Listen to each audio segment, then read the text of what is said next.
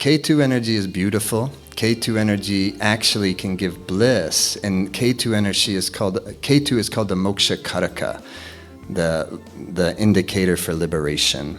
So it's actually Ketu that is the ultimate force of liberating us from all our suffering and experiencing true bliss. But it comes through that type of purification, which isn't always easy. So that's the principle is that things that are often helpful spiritually are often difficult materially.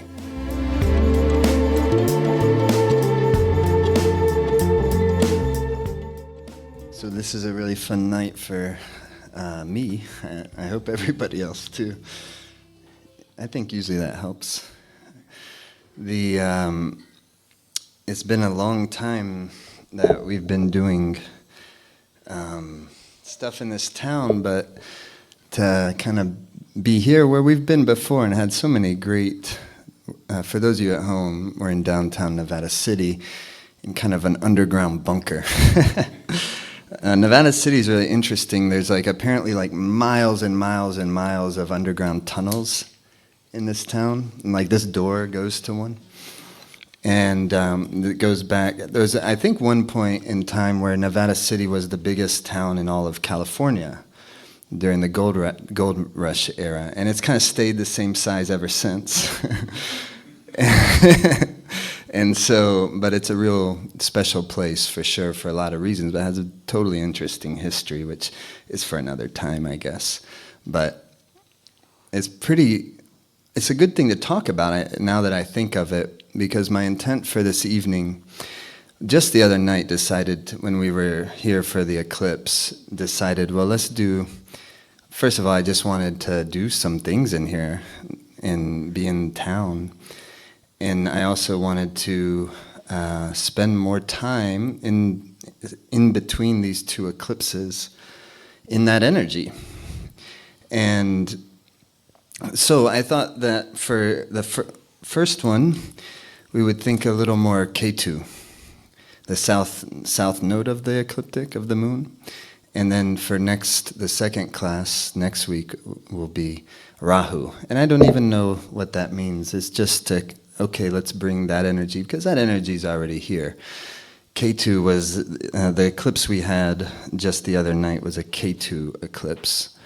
And then in 2 weeks you'll have a Rahu eclipse. It's like the head of the dragon, Rahu, and the tail of the dragon, Ketu. But Ketu is also a yogi with his head cut off. And then usually there's a serpent's head there. And represents Kundalini. There's all sorts of rich imagery to all of this, and there's so many facets to it. Typically in astrology, if they say Ketu, you're thinking more of what they call a malefic thing, meaning Ketu comes around and causes disappointments in your life and can make a person dissatisfied with their life, which, on a certain level is a drag. So people say that's malefic, and it is within that context. This is the key, though. There's many contexts to things. So often what we're talking about when we're using language like that, like malefic, we're talking about it's not going to help your worldly stuff very much. It's not necessarily going to be bringing you like the pleasures that Venus might bring you, or the prosperity that Jupiter might bring you. Or the sweetness that the moon might bring you. Ketu will usually kind of carve you into yourself, though. That's the thing. So for a yogi, Ketu is really fantastic. It's very mystical energy. So if a person looks at their horoscope and they look it up as Ketu, what does it mean if Ketu is in such and such house or such and such constellation? One of the things you might read is that it might bring dissatisfaction to that area of your life, which, that's not what you're hoping for. If you have Ketu in the 7th house, for instance, then you might experience disappointments in relationships. Nobody wants disappointments in relationships. People want the opposite of disappointments in relationships. The reality is we all have both. We have disappointments, and then we have pleasures and feel very content and happy. But what what the really beautiful, the glory of Ketu is that Ketu will show you who you really are. It's that type of energy. Then your relationships can absolutely thrive. So just because someone has like Ketu placed in a point of relationship, for instance, doesn't mean that they'll always be disappointed in relationships. It means they will likely experience disappointment in relationships on their way to fulfillment. If you're a person that is actively taking care of your blossoming and your happiness and your vitality, that's always the thing, isn't it? But it's a self-empowering idea, is meaning I'm in charge of my happiness. It's not some planets, To give the power away to some planets would be disempowering. Sometimes it's easy to feel that way, because sometimes we don't feel like we have a hold of our life at all, and we don't feel like we're in charge of our happiness. We feel like quite the opposite sometimes. That's what we could call, like, my astrology teacher, Drupada, would probably say something like a D- day. I like how he explains that. He says, well, if you're having a D- day, maybe you experience this aspect of Ketu. But if you're having like even a B+ day, you can easily experience this expression of Ketu or Saturn or whatever the case may be. Or even the pleasurable planets like Venus. Venus can cause all sorts of trouble, of course. Venus is sensual, and Venus is all about pleasure, and Venus is all about comfort, and Ketu will strip of that comfort. But not in some, because when we say malefic, it sounds like it's innately malefic. It's not innately malefic, it's relatively malefic regarding the things in life that we tend to grasp at that make us happy. To try in an effort to make us happy. That's all of our mind's tendencies, of course, is that the mind is always grasping at what we feel will make us happy, and it's trying to push away, just kind of left on its default settings, and it's trying to kind of push away the things that we feel will make us unhappy. But as we grow and as we have disappointments, we gain more natural wisdom on what really might make us happy and what might really make us unhappy. And those things, of course, change over our life, if we're lucky. That we're continuously learning more and experiencing more and more of our subtle brilliances. And so in that regard, Ketu is a beautiful planet. So just in the same that you might say Ketu will bring a disappointment to some area of life, or it's just giving a kind of a map of our subconscious tendencies. Our subconscious mind may, if it's Ketu in the 10th, tend to not feel satisfied in career. It may need to do it, you may even have a fantastic career, but there might be part of it there that's just, there's always this dissatisfaction, because the intelligence of life is asking you to explore deeper. And so, in some way or another, that's for each of us to figure out for ourselves. Nobody else can figure that out for us. So, anyhow, what you would also see, if, say, Ketu is in the 7th house, you say Ketu is going to give some like spiritualization to that house. So you might be attracted to a partner if they're more of a mystical or type of person, or artistic, creative type person. Ketu will bring that type of energy as well, which I love. But this is, you're listening. You're not talking to, I guess I'm talking. You're listening to a person who has Ketu like on the degree of his ascendant. So of course I should like Ketu energy.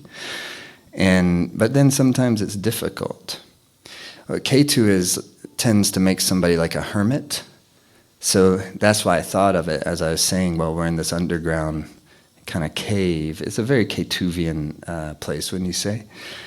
And it's where you can kind of, Rahu will do the opposite. Rahu wants to be at Cooper's.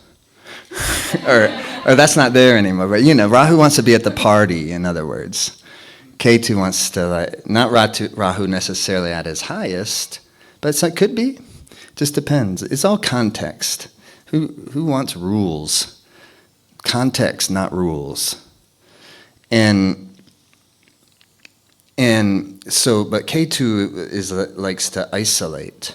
So if there's a strong Ketu energy, then we often do need to isolate in healthy ways in order to actually recharge our batteries, in order to feel enough of our self without all the other things that kind of influence and give color to and give fragrance to our sense of identity. Because if we're in a relationship, then that relationship is absolutely coloring how we feel and what we think about ourselves. And if it's a great relationship, it's going to uplift that. If it's a tough, they're all tough, or if it's a toxic relationship, it's gonna we're gonna feel less of a uplifting sense of what we are. And so, but even if something's tough, if it's a healthy relationship, it's still strengthening our sense of what we are. But what Ketu is asking us to do is feel what we are independent of all of that. Without anything else, without the career. This is what Ketu is asking. Without the relationship, without the child. So I'm not a father, I'm not a business owner, I'm not a this, I'm not a that. What am I independently of all those temporary things? Because all that's temporary. Even if you're a father, you're still going to die one day, and then you'll cease to be a father anymore. In that context, you'll still be a father in the context of the life that you lived. But then there's a transformation that is taking place. There's a transformation that takes place at birth, and there's a transformation that takes place of death. So the yogis talk about those as doors. They're not starting points and ending points. There's the door of the birth canal. And this next eclipse is happening in the center of Aries in Bharani Nakshatra, which is symbolized by the vulva, the yoni. And its deity that rules it is Yama, the Lord of Death. And the Lord of Dharma, though, see, the same thing that is the Lord of Death is the Lord of Dharma. So sometimes you'll see when people have strong placements in their horoscope in Bharani Nakshatra, that part of Aries, they'll be very concerned about justice in some way or another. Sometimes that's one expression of how it comes. They can even make good lawyers or stuff like that. So it's not always just the most spiritual and mystical. They're mythological ideas that then you'll see the mythologies playing out in each of our lives. If you have strong placement in Bharani Nakshatra, it'll definitely be there. I have a friend who has her ascendant in Bharani Nakshatra, and she knew nothing about it. She wears a ring with a vulva on it.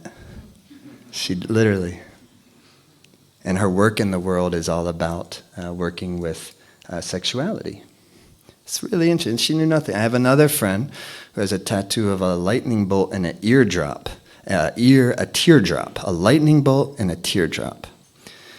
And she has a primary placement in Ardra Nakshatra, which is symbolized by a teardrop. She knows nothing about this. And it's ruled by Rudra, ancient form of Lord Shiva, the wielder of thunderbolts. So this is mythologies that are already alive in our life. We're just giving language to it so we can explore. It's very cool. So anyhow, Ketu energy is beautiful. Ketu energy actually can give bliss, and Ketu is called the Moksha Karaka, the indicator for liberation. So it's actually Ketu that is the ultimate force of liberating us from all our suffering and experiencing true bliss.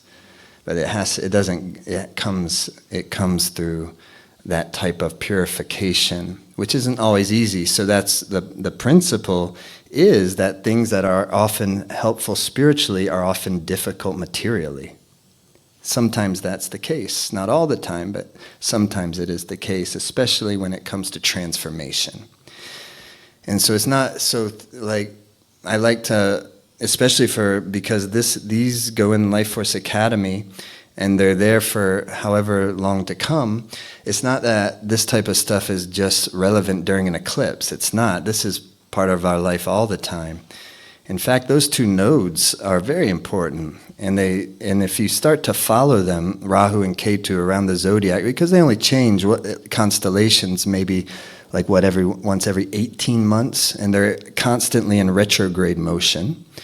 And so if you learn a little bit about the houses of the zodiac and what they represent, and then you know where that Ketu Rahu axis is, and you'll know, okay, it's now moved into my 7th house and 1st house. Well, you can expect over the next 18 months, there'll be some significant things that are happening in those two domains of your life.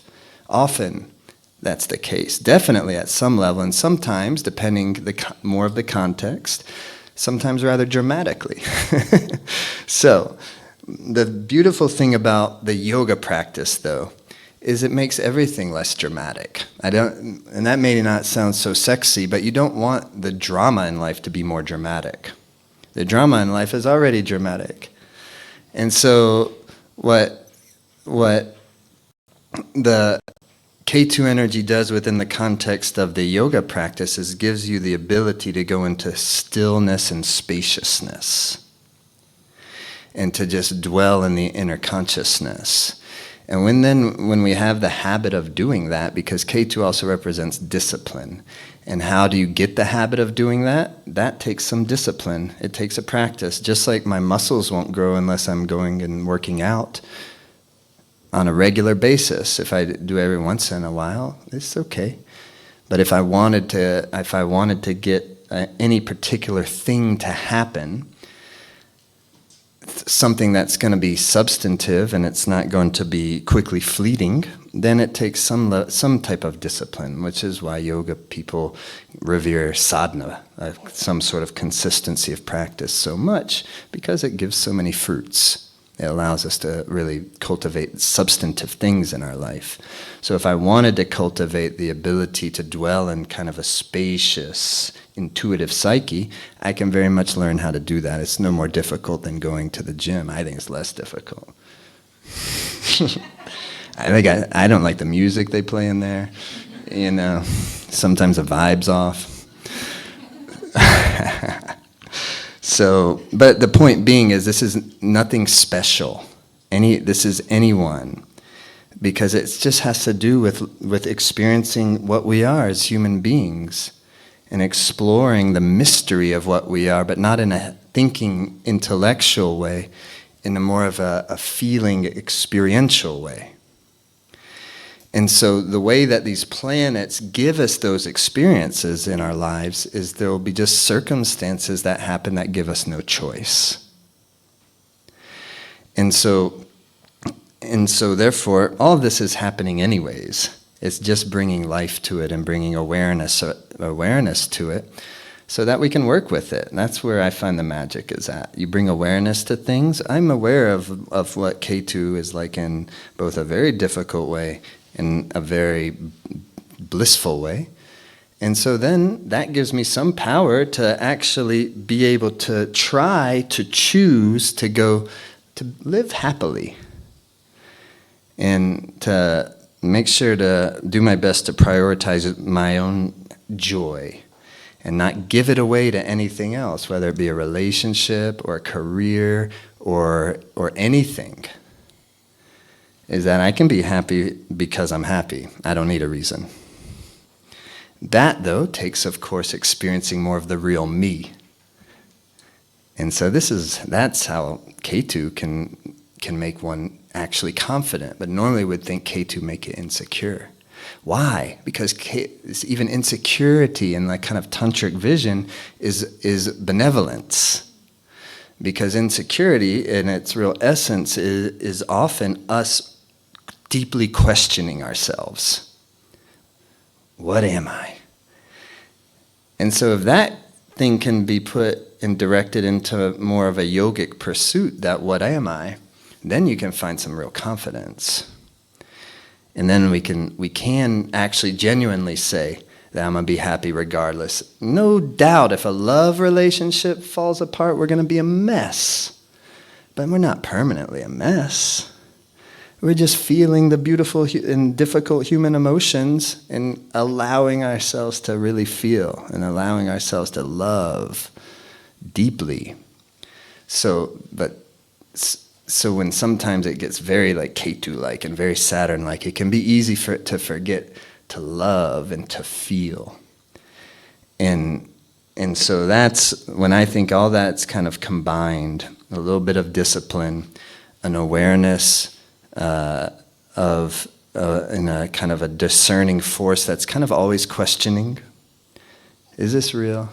Is this not always questioning, but always there to kind of check ourselves? That can be a helpful thing, but often, of course, it becomes a difficult thing because we're feeling insecure and we're questioning ourselves, and fine. But that might be a B- day. When that B+ comes up, the sunshine came out, then that becomes something, even that questioning that we thought was such a negative, that when we felt insecure, it's actually helping us.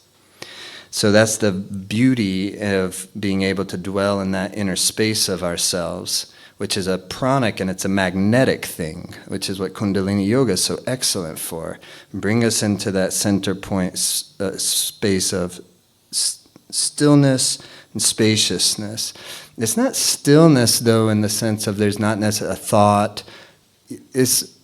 The yogis call it shunya, which means zero. So it's a type of kind of magnetic neutralization is how I experience it. Where there may be thoughts coming by, there may be this, maybe that, but none of it really matters because there's a type of magnetic presence that you've kind of experienced for yourself that's just holding everything in its place, including our sense of us. And it's like, and I always feel like that creates a nice recalibration for the body. I even feel for the organ system and the tissue layers, because of course it would. All of this is the inner terrain of our psyche. And so even if just for a few moments we could bring ourselves to that place tonight, we would say that was worth it, because that's blissful. It creates fun. Let's try. Thanks for watching on YouTube. Best easy way to stay in touch with us. Hit the subscribe button here. You'll see our videos when they come up. If you enjoyed this one, hit the like button. It'll help more people see it, help the channel grow. I appreciate you watching.